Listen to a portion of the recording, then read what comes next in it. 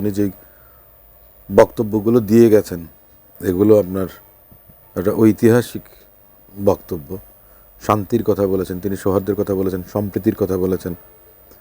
বাংলাদেশ জাতীয়তাবাদী দল যদি জনগণের সেবার সুযোগ পান আগামী নির্বাচনে, আমি মনে করি দেশনেত্রী বেগম খালেদা জিয়ার যে অসমাপ্ত কাজ এবং ওনার যে কথা তার সঙ্গে মিল রেখে রাষ্ট্র পরিচালনা করবেন। এমনকি সরকার গঠন করতে পারুক বা না পারুক, বাট বাংলাদেশ জাতীয়তাবাদী দলের ভূমিকা আছে বাংলাদেশের গণতন্ত্র প্রতিষ্ঠা করার জন্য, বাংলাদেশের জনগণ আইনের শাসন সুশাসন নিশ্চিত করার জন্যে কাজ করে যাবার, এবং প্রতিহিংসার প্রবৃত্তি যেটা সেটা পরিহার করে রাজনৈতিক সংস্কৃতি একটা সময় তো ঐতিহ্য ছিল, বিরোধী রাজনৈতিক নেতা কর্মী বা পাড়া প্রতিবেশীর প্রতি যে একটা সহানুভূতি সৌহার্দ্যবোধ ছিল, সেই সংস্কৃতিটা চালু করবে বাংলাদেশ জাতীয়তাবাদী দল, এটা আমি মনে করি।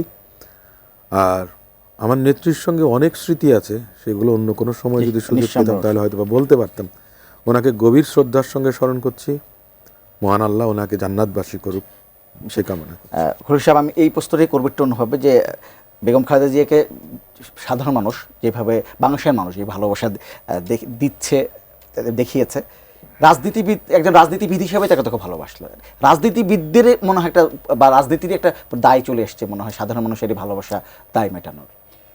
এখানে বেগম খালেদা জিয়া যখন বিএনপির নেতৃত্ব গ্রহণ করেন তখন কিন্তু জিয়াউর রহমানের যে কন্ট্রিবিউশন, যে রাজনীতিটা, এটা ওনার উপর দায় ছিল।